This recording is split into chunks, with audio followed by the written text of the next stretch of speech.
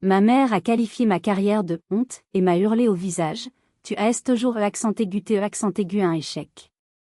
Mon père et mon frère n'ont pas seulement gardé le silence, ils ont applaudi. Mais ils ignoraient une chose, leur cruauté venait de signer leur propre arrêt de mort. En quelques semaines, j'allais exposer un scandale si énorme qu'il détruirait l'empire qu'ils avaient bâti sur des mensonges, et tout serait diffusé aux yeux du monde entier. Avant de vous plonger dans les détails de cette histoire de trahison familiale et de justice, j'aimerais savoir d'où vous me regardez. Dites-moi dans les commentaires depuis quelle ville ou quel pays vous suivez mon histoire, et quelle heure il est chez vous en ce moment. Maintenant, laissez-moi vous ramener à cette soirée qui a tout changé. Les verres en cristal scintillaient sous la lumière agressive du grand lustre de la salle à manger. Dehors, la nuit tombait sur les monts d'Or, près de Lyon, mais à l'intérieur de la villa de mes parents, l'ambiance était d'un froid polaire. La maison elle-même était une forteresse de bon goût et de réussite silencieuse. Des murs blancs immaculés, des œuvres d'art contemporain choisies avec soin, un mobilier design qui semblait crier sa valeur. Tout était parfait, ordonné, et sans âme. C'était le royaume de ma mère, Martine. J'avais 28 ans, et j'étais de retour pour le dîner dominical, un rituel que je redoutais comme une visite chez le dentiste. Je suis Léonie, réalisatrice de documentaires. Du moins, c'est ce que j'essayais désespérément d'être. Ce soir-là, j'avais commis l'erreur de croire que les choses pouvaient être différentes. J'avais enfin une nouvelle excitante, une petite victoire personnelle à partager. J'ai trouvé un sujet incroyable pour mon prochain film, dis-je, ma voix sonnant étrangement aiguë dans le silence guindé. C'est une enquête sur les impacts environnementaux de certaines usines dans la vallée de la chimie. Je n'ai pas pu finir ma phrase. Ma mère a posé sa fourchette avec un cliquetis sec sur la porcelaine de Limoges. Son visage, encadré par un carré blond impeccable, s'est durci. Léonie, encore avec tes films que personne ne regarde ? Sa voix n'était pas forte, mais elle portait un mépris qui transperçait. Elle s'est tournée vers les invités, un couple d'amis de mon père, comme si j'étais une enfant embarrassante. Je ne sais plus quoi inventer quand mes amis du club de golf me demandent ce que fait ma fille. Docteur ? Avocate comme son frère ? Non, elle court après des chimères avec une caméra d'occasion. Mon frère, Thibaut, ajouta avec un sourire en coin, « Léonie, tu fais toujours de l'art ? Tu as besoin d'aide pour payer ton loyer ce mois-ci ? » Le silence qui a suivi était épais, lourd. Ma mère a repris la parole. « Laisse-la, Thibaut. Je ne veux pas que ma fille vive comme une vagabonde, mais c'est son choix. » Puis, le vernis de la parfaite maîtresse de maison a craqué. Elle s'est levée d'un bond. Je n'ai pas passé ma jeunesse à nettoyer les sols des autres pour voir ma fille tout jeter pour des rêves qui ne paient pas les factures. Les larmes me sont montées aux yeux, brûlantes. Puis vinrent les mots. Les mots qui allaient se graver dans ma mémoire pour toujours. Elle s'est penchée au-dessus de la table, son visage déformé par la colère, son doigt pointé sur moi comme une arme. « Tu es un échec. Tu m'entends ? Maman a honte de toi. » Un coup de poignard en plein cœur. Mais le pire, l'acte final de cette cruauté, fut le son qui a suivi. Pas un son fort, juste un petit bruit sec. Mon père et Thibaut, en parfaite synchronisation, applaudissaient doucement, lentement. C'était un applaudissement de mépris, une validation silencieuse de chaque mot blessant. Seule Clémence, la femme de mon frère, me regarda, les yeux remplis d'une pitié impuissante. Je me suis levée d'un coup, ma chaise a raclé le parquet dans un bruit strident. Je ne pouvais plus respirer. Vous le regretterez, ai-je réussi à articuler, ma voix brisée. Je vous jure que vous le regretterez tous. J'ai tourné les talons et j'ai fui cette pièce, fui cette maison. En ce moment précis, je n'étais plus la fille ratée. J'étais une promesse de destruction. En quittant les lieux, je savais que je ne me battais pas seulement pour ma carrière, mais pour échapper à l'ombre du mépris et de la peur qu'elle avait projetée sur ma vie. Comment pouvais-je continuer après une telle humiliation ? La route sinueuse qui descendait de la colline de Fourvière était un long ruban flou, les lumières de Lyon se mélangeant à mes larmes. Le son des mots de ma mère tournait en boucle dans ma tête, un poison qui s'infiltrait dans chaque parcelle de mon être. Échec. Honte. Chaque virage me rappelait à quel point ma vie semblait avoir dévié de la trajectoire dorée que ma famille avait tracée pour moi. J'ai garé ma vieille Clio devant mon immeuble de la Croix-Rousse, coupé le contact et suis resté prostré dans le silence de la nuit, le volant froid serré entre mes mains moites. Je me sentais creuse, comme si on m'avait arraché quelque chose de vital à l'intérieur. Mon appartement, d'habitude mon sanctuaire, mon refuge créatif, me parut soudain sordide et pathétique. Les affiches de films d'Agnès Varda et de Raymond Depardon sur les murs me semblaient me narguer. Ma table de montage, encombrée de disques durs et de carnets, ressemblait à un hôtel dédié à une cause perdue. J'ai appelé Manon, ma meilleure amie depuis l'école de cinéma, la seule personne qui comprenait pourquoi je préférais une caméra à un tailleur chic.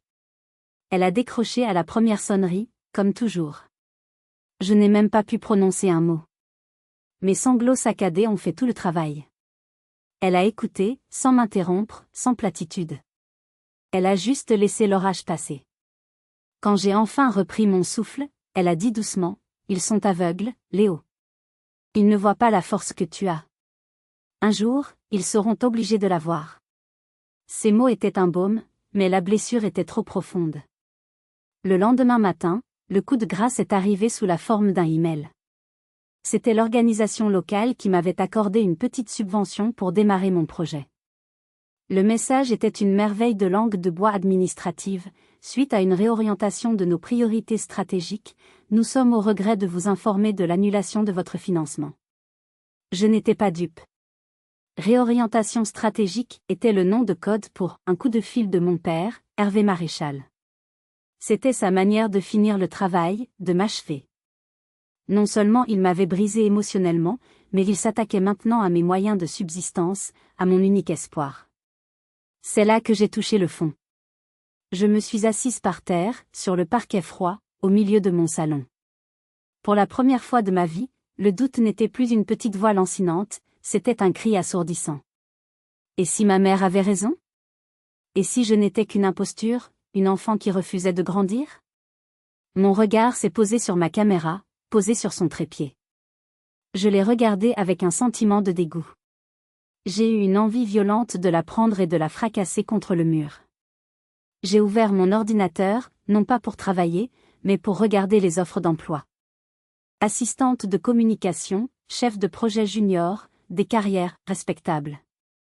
L'idée de tout abandonner, de ranger mon matériel pour toujours et de me fondre dans la masse était presque un soulagement.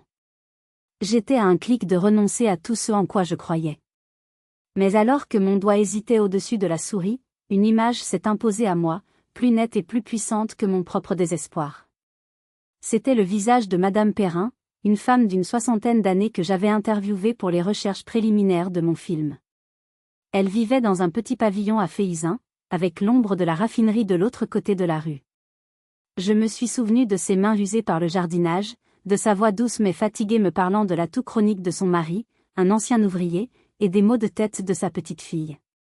Elle ne s'était pas plainte. Elle avait juste dit, avec un espoir infime dans le regard, peut-être que si des gens comme vous en parlent, les choses changeront. Peut-être qu'ils nous écouteront enfin. Penser à elle, à sa dignité, à son espoir fragile, a provoqué un électrochoc. Ma douleur, mon humiliation familiale, tout cela semblait soudain si égoïste et si petit en comparaison de sa lutte quotidienne et silencieuse. La colère, une colère pure et juste, a balayé mon désespoir. Ce n'était plus à propos de moi. Ce n'était plus à propos de prouver ma valeur à une famille qui ne la verrait jamais. C'était à propos d'elle. C'était à propos de sa petite fille. Je me suis relevée d'un bond. J'ai essuyé mes larmes avec le dos de la main, un geste rageur. J'ai ouvert une nouvelle page sur mon navigateur et j'ai tapé un nom. Pascal Lemoine. Le journaliste d'investigation. S'ils voulaient la guerre, ils allaient la voir. Mais je n'allais pas me battre seule. Au moment le plus sombre, c'est l'histoire des autres qui m'a sauvée. J'ai pris la décision de ne pas les laisser tomber. Comment un simple email allait-il pouvoir changer le cours de mon destin? J'ai passé le reste de la matinée à rédiger l'email le plus crucial de ma vie. Ce n'était pas une simple demande d'aide. C'était un plaidoyer, un cri du cœur. J'ai structuré mon message avec la précision d'un scénario. En introduction, les faits bruts sur sa voix chimie, les chiffres que j'avais, les soupçons. Ensuite, j'ai raconté l'histoire. Mon histoire. J'ai décrit la scène du dîner, sans omettre un seul détail humiliant, les mots exacts de ma mère, les applaudissements de mon père et de mon frère. J'ai expliqué comment cette violence personnelle m'avait fait comprendre la violence systémique que subissaient les victimes de l'entreprise. J'ai terminé par une phrase qui venait du plus profond de moi: je n'ai plus d'argent, et ma famille essaie de me briser, mais ils m'ont donné quelque chose qu'ils n'avaient pas prévu, une rage infinie et plus rien à perdre. Je crois que c'est une histoire qui doit être racontée, et j'ai besoin d'un allié qui n'a pas peur des monstres. J'ai cliqué sur « Envoyer » avec le sentiment d'avoir mis mon dernier espoir dans une bouteille jetée à l'océan. Contre toute attente, l'océan a répondu. Moins de 24 heures plus tard, un email laconique est apparu dans ma boîte de réception. 3 mots, rendez-vous à 15 heures. Café Le Progrès. Signé PL. Mon cœur a fait un bond. Le Progrès était un de ces vieux cafés lyonnais authentiques, sur le cours de Verdun, avec ses boiseries sombres, ses banquettes en moleskine usée et son atmosphère chargée d'histoire. Pascal Lemoine était assis dans un coin, presque invisible. C'était un homme d'une 60aine d'années, le visage taillé à la serpe, des yeux vifs et perçants qui semblaient avoir tout vu. Il ne s'est pas levé quand je suis arrivé. Il m'a juste désigné du menton la chaise en face de lui. Asseyez-vous. Il avait une version imprimée de mon email et de mes documents devant lui. Il les a parcourus en silence, faisant de petites annotations dans la marge avec un vieux stylo. Chaque minute qui passait était une torture. Finalement, il a posé son stylo et a levé les yeux vers moi. Son regard était intense, presque intimidant. Écoutez-moi bien, gamine. Sa voix chimie, c'est un éléphant. Énorme, puissant, mais lent. Nous, on doit être un cobra. Petit, rapide, et avec un venin mortel. Notre seule chance, c'est la vitesse et la surprise. On ne mène pas une enquête, on mène une attaque éclair. On frappe avant que l'éléphant ne comprenne qu'il a été mordu. Ces mots m'ont fait l'effet d'une décharge électrique. Il n'avait pas vu ma faiblesse, ma douleur. Il y avait vu le cœur battant du récit. C'est à ce moment-là que j'ai pris une décision qui allait tout changer. Si vous aussi, vous avez dû faire un choix difficile pour poursuivre ce qui vous semblait juste, dites-le moi dans les commentaires. Que feriez-vous à ma place? Normalement, a-t-il repris, une enquête de cette envergure prendrait des années. Nous n'avons pas ce luxe. Votre famille a déjà commencé à paniquer, ce qui veut dire que nous devons agir vite, avant qu'il n'ait le temps de cacher toutes les preuves. La question est, êtes-vous prête à aller jusqu'au bout? Ça va devenir personnel, désagréable. Ils vont fouiller dans votre vie, essayer de vous discréditer. Ils ne reculeront devant rien. Je les regardai droit dans les yeux, ma peur transformée en une froide détermination. Ils ont déjà fait de leur mieux pour me détruire. Je n'ai plus rien à perdre. Il a hoché la tête, un éclair d'approbation dans le regard. Bien. Alors au travail. Oubliez votre film. Pour l'instant, vous n'êtes plus une artiste. Vous êtes une journaliste d'investigation. Et je vais être votre rédacteur en chef le plus impitoyable. Pascal m'avait donné un plan de bataille. Je n'étais plus une victime. J'étais une guerrière. Et j'aiguisais mes armes. Mais savais-je vraiment à quel point cette histoire était sombre et dangereuse? La rencontre avec Delphine de la Drille a eu lieu comme prévu. Elle m'a remis une pile de documents qui confirmaient l'ampleur du désastre sanitaire. Mais les chiffres, aussi accablants soient-ils, restaient abstraits. Pascal avait été clair, il nous faut un visage. Une histoire. Quelque chose que les gens ne pourront pas oublier. Je savais exactement de qui il parlait. Madame Perrin. J'ai passé la journée suivante avec elle et son mari, non pas en tant que journaliste, mais en tant qu'être humain. Je ne suis pas venue avec ma caméra. Juste avec un gâteau que j'avais acheté à la boulangerie. Leur petit pavillon était impeccable, mais l'air à l'intérieur semblait lourd. Monsieur Perrin était assis dans un fauteuil, relié à un concentrateur d'oxygène dont le sifflement constant était la bande-son de leur vie. Madame Perrin m'a fait visiter son jardin. Avant, tout poussait ici, m'a-t-elle dit, en montrant des plants de tomates chétifs. Maintenant, la terre est comme fatiguée. Nous nous sommes assises à la table de la cuisine. Elle a sorti un vieil album photo. Elle m'a montré des photos de leur petit-fils, Lucas, décédé 2 ans plus tôt d'une leucémie. Un petit garçon souriant, plein de vie. Il adorait jouer ici, a-t-elle murmuré, sa voix se brisant. Il disait que l'usine, la nuit, avec ses lumières, ressemblait à un vaisseau spatial. J'ai écouté. J'ai écouté leurs histoires, leurs peines, leur colère contenue. J'ai partagé leur déjeuner, une simple soupe de légumes. J'ai vu la fatigue dans leurs yeux, mais aussi une dignité incroyable. Ils ne demandaient pas la pitié. Ils demandaient justice. En fin de journée, alors que je m'apprêtais à partir, Madame Perrin m'a retenu par le bras.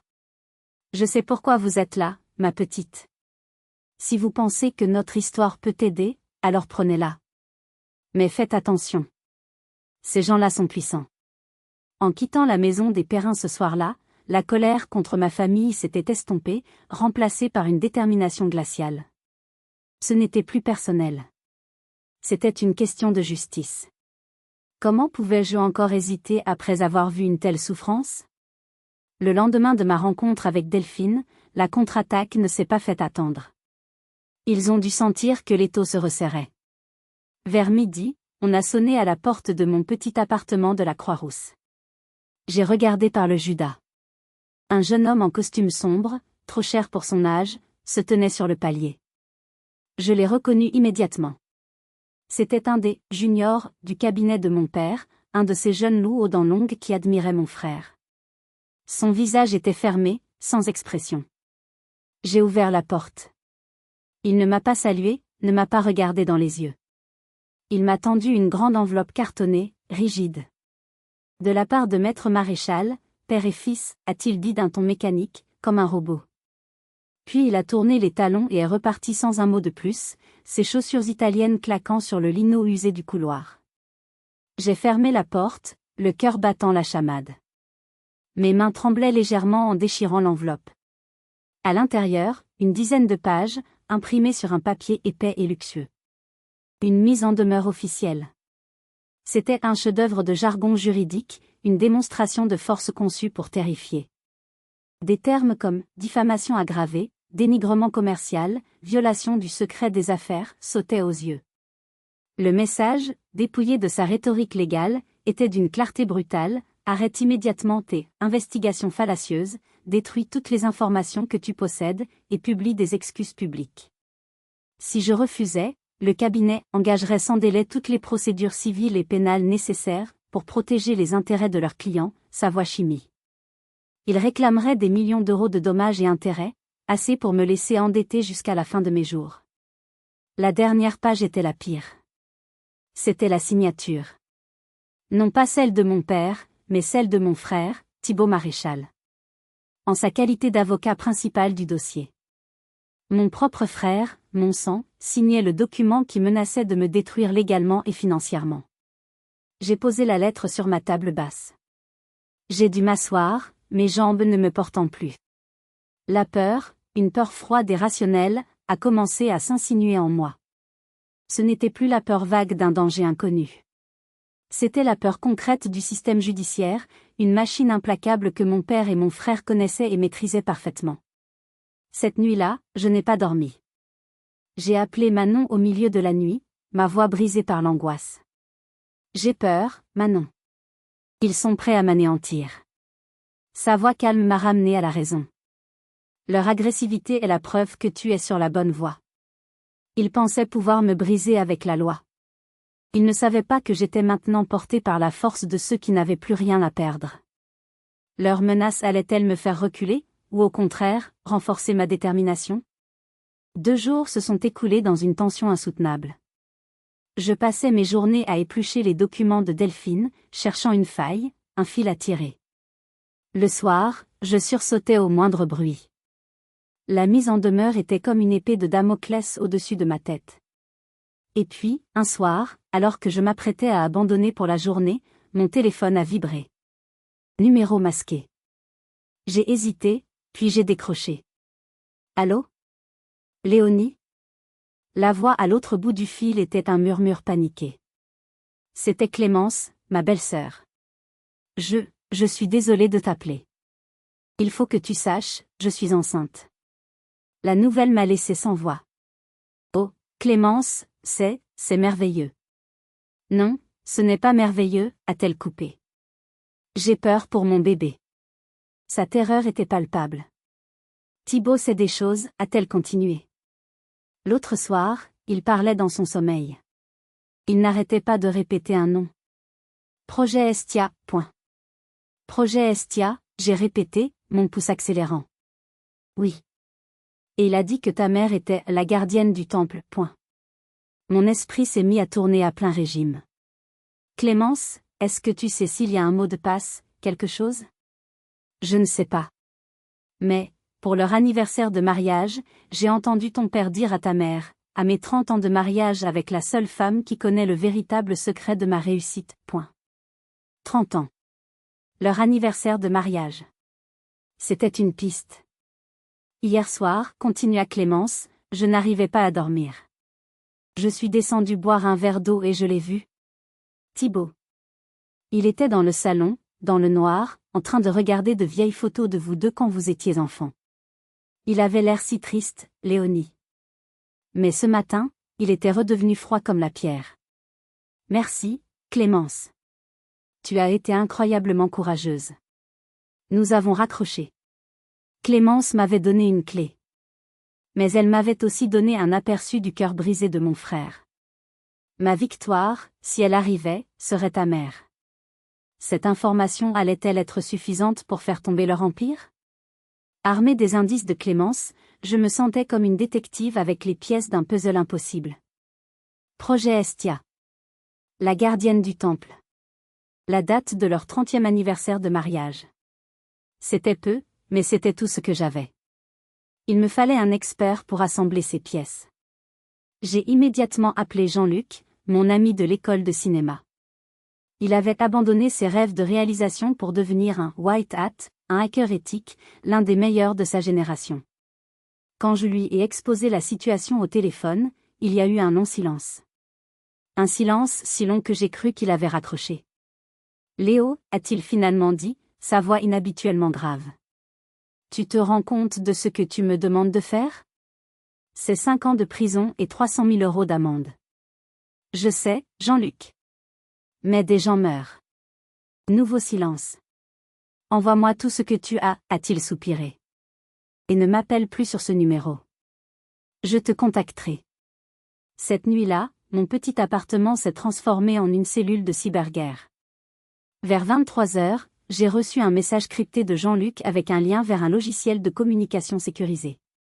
Sa voix, dans mes écouteurs, était calme et professionnelle, celle d'un pilote de chasse entrant en zone de combat.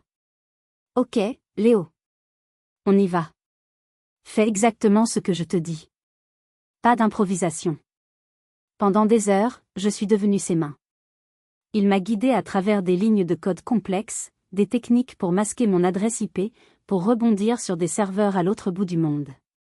Mon écran d'ordinateur, habituellement rempli d'images et de timelines de montage, était maintenant un flot de texte vert sur fond noir.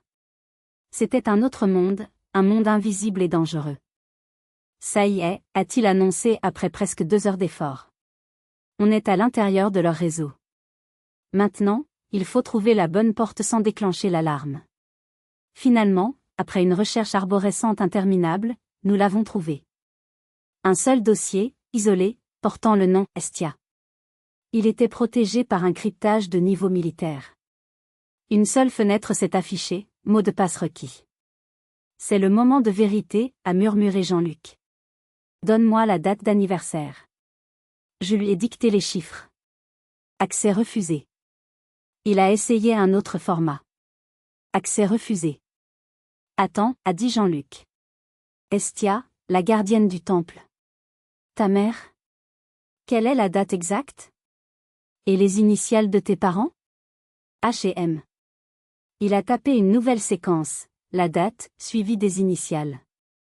Il y a eu une seconde de latence qui a duré une éternité. Et puis, le dossier s'est ouvert. Mon souffle s'est coupé. Des centaines de fichiers sont apparus. Des feuilles de calcul détaillant des paiements à des politiciens locaux, des mémos internes ordonnant de minimiser les résultats de tests environnementaux, des copies de virements vers des sociétés écrans. Et le pire, un dossier intitulé « Gestion Lamy », contenant une surveillance détaillée de l'ingénieur avant son « accident ». On prend tout, a dit Jean-Luc, sa voix tendue. Le téléchargement a commencé. 50%. Soudain, une alerte a retenti. Merde. Ils ont détecté une activité anormale. On a 60 secondes avant qu'il ne remonte à toi. La barre était à 95%. 99%. Transfert terminé, a crié Jean-Luc. Coupe tout. Débranche le routeur, maintenant. J'ai arraché le câble d'alimentation. Je suis restée assise dans le silence et l'obscurité, en sueur, le cœur prêt à exploser. Nous l'avions fait. Mais alors que l'adrénaline commençait à peine à redescendre, une notification est apparue sur l'écran de mon téléphone. Un nouvel email. Expéditeur anonyme. Objet, danger. Le message à l'intérieur allait glacer mon sang. Qu'est-ce que cet inconnu pouvait bien savoir de plus? Le message anonyme était court, brutal, et il a fait chuter la température de mon appartement de plusieurs degrés. Les déchets toxiques ne sont que la partie visible de l'iceberg. Ils ne font pas que polluer. Ils importent. Suivait une adresse, un entrepôt désaffecté sur les quais de la Saône, dans la zone industrielle au sud de Lyon, et une heure, ce soir, 23h. Le message se terminait par 2 mots qui me firent frissonner. Venez seul. Un piège? C'était la conclusion logique. J'ai immédiatement appelé Pascal. N'y allez pas, Léonie, m'a-t-il ordonné. C'est de la folie. Donnez-moi l'adresse, je vais envoyer un de mes contacts faire un repérage. Mais je ne pouvais pas. L'allusion à l'importation de déchets ouvrait une dimension entièrement nouvelle à ce scandale. J'ai menti à Pascal, lui promettant d'être prudente. Alors que je pesais le pour et le contre, une nouvelle notification de mail est apparue. Ma mère. Je m'attendais à des insultes, des menaces. Mais c'était une lettre d'amour empoisonnée. Léonie, ma chérie, commençait-elle. Je t'en supplie, ma fille, arrête cette croisade. Pense à ce que tu es en train de détruire. Reviens à la maison. Nous pouvons tout arranger, en famille. Je t'aime plus que tout. Maman. Chaque mot était une lame de culpabilité. J'ai relu son email, puis j'ai pensé au visage des enfants sur les rapports de Delphine. J'ai pensé à Alain Lamy. La forteresse dont parlait ma mère était construite pour protéger leurs crimes. J'ai répondu à son email par une seule phrase, j'aurais aimé que les choses soient différentes, maman. Mais je ne peux pas me taire. Cette nuit-là, à 23h, j'étais devant l'entrepôt. Un homme âgé est sorti de l'ombre. C'était Michel, un ancien contremaître de Savoie-Chimie. Il m'a montré des liasses de documents. Ils font venir les pires saloperies d'Europe de l'Est, a-t-il expliqué. Mon petit-fils est mort d'une leucémie il y a 2 ans. Soudain, le bruit d'un moteur a déchiré le silence. Des phares ont balayé l'entrepôt. Fuyez, a crié Michel en me poussant vers une sortie de secours. Maintenant. J'ai couru dans la nuit, la supplique hypocrite de ma mère et l'avertissement désespéré de Michel résonnant dans ma tête. Je savais maintenant qu'il n'y avait plus de retour en arrière possible. Mais allais-je survivre pour raconter cette histoire? J'ai couru comme je n'avais jamais couru de ma vie, à travers le dédale des rues sombres et désertes de la zone industrielle. Le son du moteur du 4X4 semblait me poursuivre, résonnant contre les murs des entrepôts. Je ne me suis pas arrêtée avant d'avoir atteint une station de tramway, plusieurs kilomètres plus loin. Je suis rentrée chez moi, tremblante, les documents de Michel serrés contre ma poitrine comme un trésor maudit. Le lendemain matin, mes pires craintes se sont matérialisées. En allumant la radio, j'ai entendu le flash d'information locale. Le corps de Michel Lefebvre, 67 ans, retraité, avait été retrouvé près des quais de la Saône. La cause officielle du décès, déterminée avec une rapidité suspecte, crise cardiaque foudroyante. Un mensonge. Un meurtre. Et j'étais sans doute la dernière personne à l'avoir vu vivant.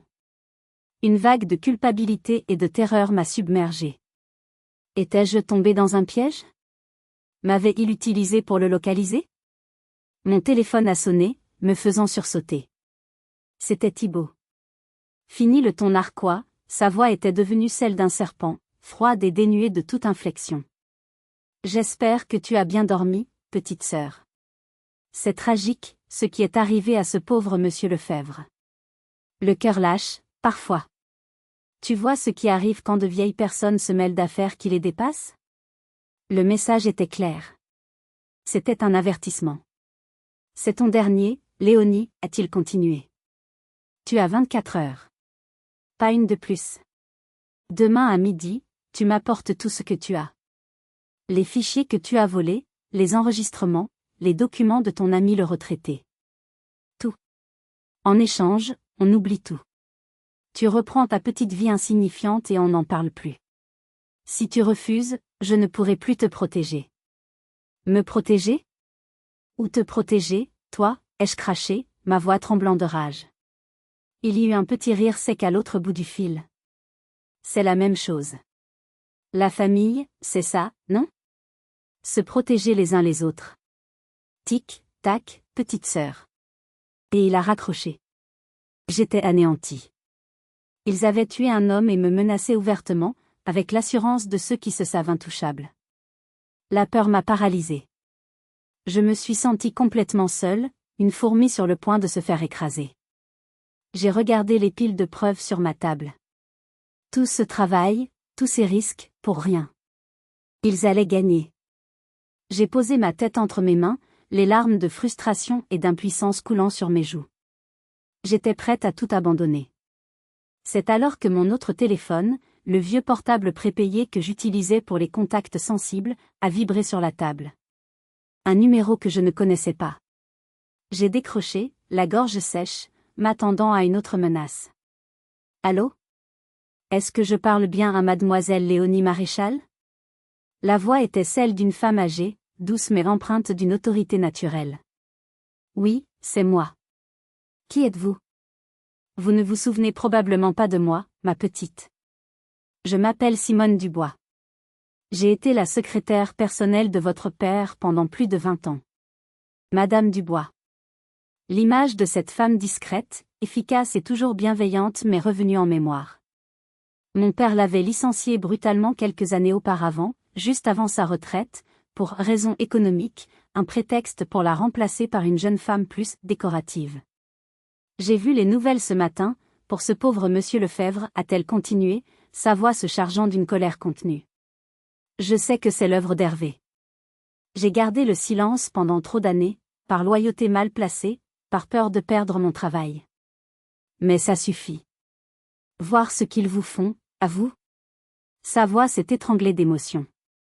Votre mère était une femme bien, vous savez. Avant que l'argent et le pouvoir ne lui fassent perdre la tête. Il faut que quelqu'un lui rappelle qui elle était. J'étais stupéfaite. Madame Dubois, je ne comprends pas. Écoutez-moi bien, ma petite. Votre père a toujours été méticuleux, mais aussi paranoïaque. Il ne fait confiance à aucun ordinateur pour ses secrets les plus sombres. Il a un grand livre de comptes, un vrai, en papier. Il y note tout, les pots de vin, les noms, les dates. C'est sa police d'assurance.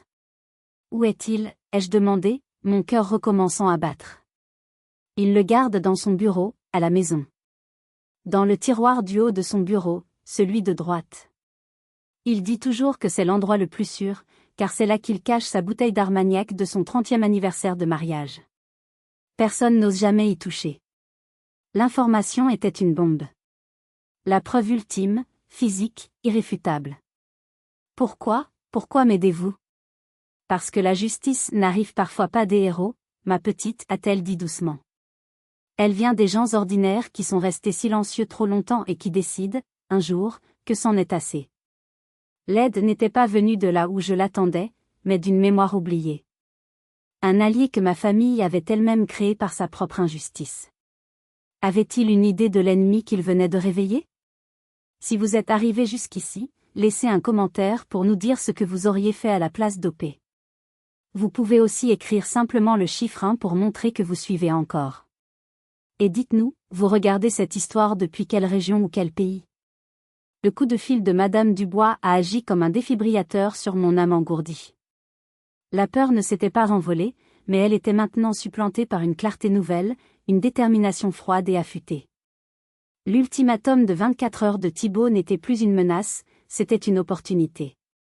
Le grand dîner qu'ils organisaient le lendemain soir pour célébrer la promotion de mon frère au sein de Savoie Chimie n'était plus une humiliation à venir, c'était le théâtre de leur chute. Leur arrogance serait leur piège. J'ai immédiatement appelé Pascal et Manon. Une conférence téléphonique d'urgence.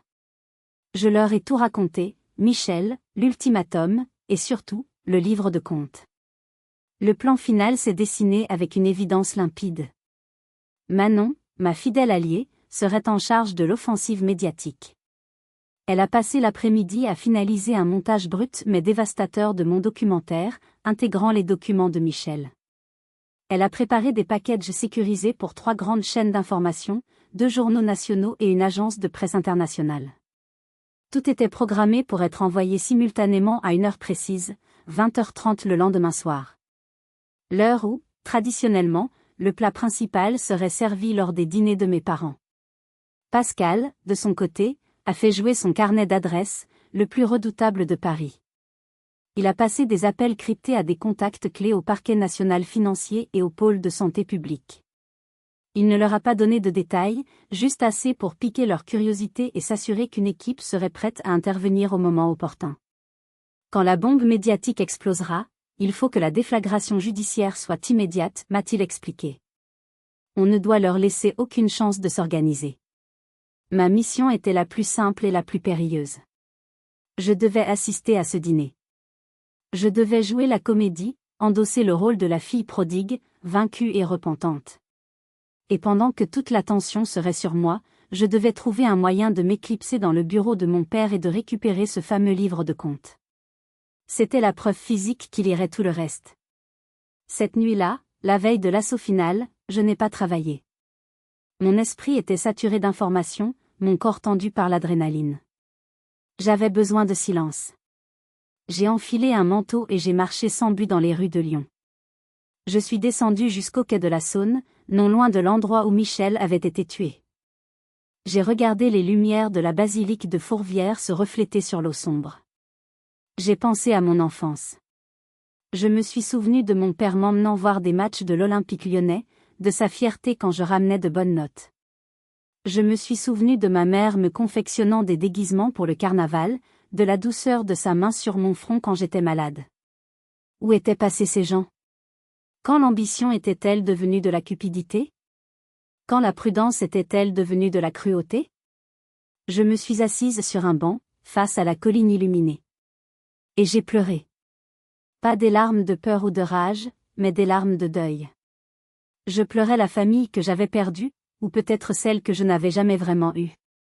C'était un adieu. Un adieu à l'illusion d'une famille parfaite, un adieu à l'espoir d'une réconciliation simple.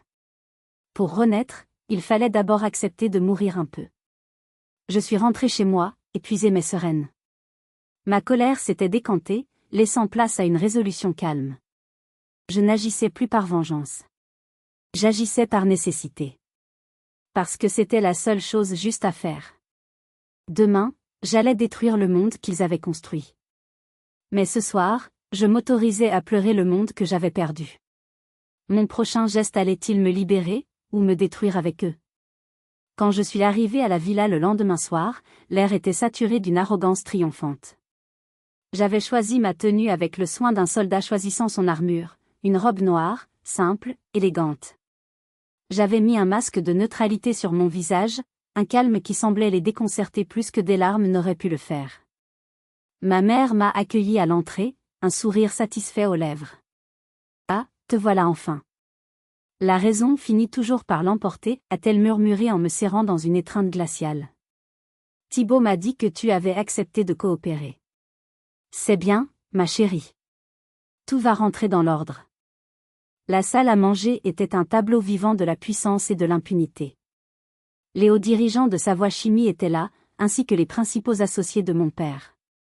On buvait du champagne, on riait fort. J'étais le centre d'une attention malsaine, la brebis égarée revenue au bercail. Mon père m'a fait asseoir à côté de lui, une place d'honneur qui était en réalité une laisse. Alors, cette petite crise d'adolescence tardive est terminée, a-t-il demandé avec un clin d'œil à son voisin, qui a ri grassement. J'ai simplement hoché la tête, jouant mon rôle. J'avais apporté une clé USB vide que j'ai posée discrètement sur la table, près de mon assiette. Un appât. Le dîner a commencé. C'était surréaliste. Ils parlaient de la nouvelle usine en projet, des optimisations réglementaires qu'ils avaient obtenues, des bénéfices records attendus. J'écoutais leurs mots, et je voyais les visages des enfants malades, j'entendais la voix brisée de Michel. Chaque bouchée que j'avalais avait un goût de cendre. 20h25, j'ai regardé ma montre. L'heure approchait. J'ai posé ma serviette sur la table. Excusez-moi, ai-je dit d'une voix posée mais qui a porté dans toute la pièce. Avant de passer au plat principal, j'aimerais dire quelques mots. Un silence curieux s'est installé. Ma mère me souriait, s'attendant à des excuses publiques. Je me suis levée, mon verre à la main. Je me suis d'abord tournée vers elle. Maman, tu m'as dit l'autre soir que j'étais un échec. Tu m'as dit que tu avais honte de moi. Tu voulais que je comprenne la valeur du travail et du sacrifice. Mon regard s'est ensuite posé sur mon père. Et toi, papa, tu m'as toujours appris que les secrets les mieux gardés sont souvent ceux qui sont cachés à la vue de tous. Leurs sourires se sont figés. Ils ont compris que quelque chose n'allait pas. C'est à cet instant précis, comme dans un film parfaitement synchronisé, que la première notification a vibré sur le téléphone d'un des invités. Puis un deuxième, un troisième. En moins de 10 secondes, un bourdonnement de vibrations a parcouru la table, suivi de murmures interloqués. L'associé de mon père, assis en face de moi, a blêmi en regardant son écran. Hervé, regarde ça. C'est sur tous les sites d'infos. Mon père a sorti son téléphone, ses mains devenues maladroites.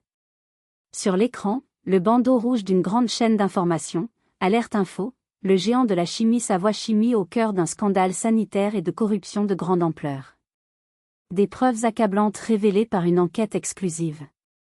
Le silence était maintenant total, un silence de stupeur. Quelqu'un a eu le réflexe d'allumer la grande télévision murale dans le salon adjacent. Et mon visage est apparu à l'écran, en introduction de mon documentaire. Puis la voix de l'ingénieur Alain Lamy, enregistrée en secret, a résonné dans la villa. Les témoignages des familles se sont enchaînés, les documents du projet Estia défilaient, expliqués par une voix off implacable. Le visage de ma mère est passé par toutes les couleurs. De l'incompréhension à la fureur, puis à une horreur blanche, crayeuse. Elle a compris. Ils ont tous compris. Toi ? A-t-elle articulé, sa voix n'étant qu'un sifflement. Au milieu du chaos qui commençait, des téléphones qui sonnaient, des voix qui s'élevaient, je me suis penché vers mon père et j'ai murmuré pour que lui seul entende, l'Armagnac de 1985, n'est-ce pas ? Son visage s'est décomposé. Il a compris que je savais tout. C'est à cet instant que les portes d'entrée de la villa se sont ouvertes à la volée. Des policiers de la brigade financière et des gendarmes de l'Office de la santé publique ont envahi la maison. Police judiciaire. Personne ne bouge. Dans la confusion générale, je me suis levé. J'ai contourné la table, j'ai traversé le salon et je suis entré dans le bureau de mon père. J'ai ouvert le tiroir de droite. La bouteille d'Armagnac était là. Et juste derrière, le grand livre relié en cuir noir. Je l'ai pris. Quand je suis revenu dans le salon, un commissaire se tenait devant mes parents. Je lui ai tendu le livre. Je crois que vous cherchez ceci. Je n'ai pas regardé mon père se faire menotter, ni mon frère être emmené pour interrogatoire. Mon regard était rivé sur celui de ma mère. Elle me fixait, et dans ses yeux, il n'y avait plus de haine, plus de colère. Juste un vide infini, le vide de quelqu'un qui vient de tout perdre en une seule seconde. Avais-je gagné ? Ou venions-nous tous de perdre ? Les semaines qui ont suivi l'arrestation ont été un tourbillon assourdissant. L'affaire Savoie Chimie est devenue un scandale national. Mon documentaire, diffusé en boucle, a ouvert la voie à une enquête judiciaire d'une ampleur sans précédent. L'empire que ma famille avait mis des décennies à construire s'est effondré en quelques jours. Le cabinet d'avocats a été mis sous séquestre, les comptes en banque gelés, les noms Maréchal et Savoie Chimie sont devenus synonymes de honte et de corruption. J'ai coopéré pleinement avec les enquêteurs, fournissant des heures de témoignages. Le livre de comptes de mon père s'est révélé être la pierre de Rosette de tout le système. Il a permis de faire tomber non seulement les dirigeants de l'entreprise, mais aussi des politiciens, des fonctionnaires, des experts. Face aux preuves accablantes du livre de comptes et à la pression de Clémence, qui avait pris les enfants et menaçait de demander le divorce, Thibault a fini par craquer. Il a accepté de plaider coupable et de collaborer avec la justice, espérant une peine réduite. Son témoignage, venant de l'intérieur, a été dévastateur. Il a tout avoué, peut-être moins par remords que par instinct de survie, mais le résultat était là. Quelques mois plus tard, j'ai trouvé la force d'aller voir mon père en prison. La salle des parloirs était grise et sentait le désinfectant. L'homme qui se tenait en face de moi n'était plus le ténor du barreau redouté. C'était un vieil homme, affaissé dans sa tenue de prisonnier, les traits tirés. Nous sommes restés silencieux un long moment. Je n'ai jamais voulu ça, a-t-il finalement dit, sa voix rauque.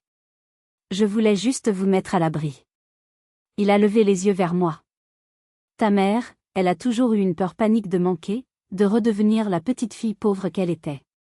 Cette peur l'a dévorée, et elle nous a tous entraînés dans sa folie. Pardonne-lui, si tu peux. Elle n'est pas mauvaise. Juste terrifiée. Ce n'était pas une excuse, mais c'était la première lueur de vérité que j'entendais de sa bouche. Le plus difficile, cependant, fut d'affronter ma mère. Elle s'était murée dans le silence, refusant de me voir ou de me parler. Puis, un après-midi d'automne, elle était devant la porte de mon appartement. Elle avait vieilli de 10 ans. Plus de tailleur impeccable, plus de coiffure parfaite. Elle portait un simple jean et un pull, l'air perdu. Je l'ai laissée entrer. Nous nous sommes assises dans mon petit salon, un silence gêné flottant entre nous. Je m'attendais à des reproches, à des cris. Au lieu de ça, elle a commencé à pleurer. Des larmes silencieuses, incontrôlables, qui coulaient sur un visage sans maquillage.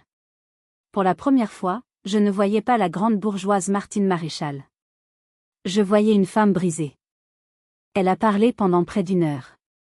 Elle a parlé de son enfance à Vaux-en-Velin, de la honte de la pauvreté, de son ambition dévorante de s'en sortir, de donner à ses enfants tout ce qu'elle n'avait jamais eu. Je pensais que la sécurité, c'était l'argent, a-t-elle sangloté. Je voulais tellement vous protéger de ce que j'avais vécu que je suis devenue aveugle à tout le reste. J'ai transformé notre maison en une prison dorée. Et quand tu as choisi un chemin différent, un chemin qui me rappelait cette précarité que je haïssais, je n'ai pas supporté. J'ai vu ça comme une trahison.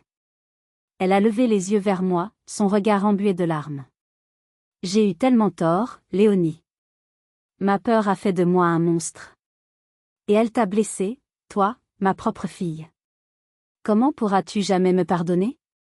Il n'y a pas eu de pardon magique ce jour-là. Les blessures étaient trop profondes. Mais c'était un début. Un début de dialogue, un début de compréhension.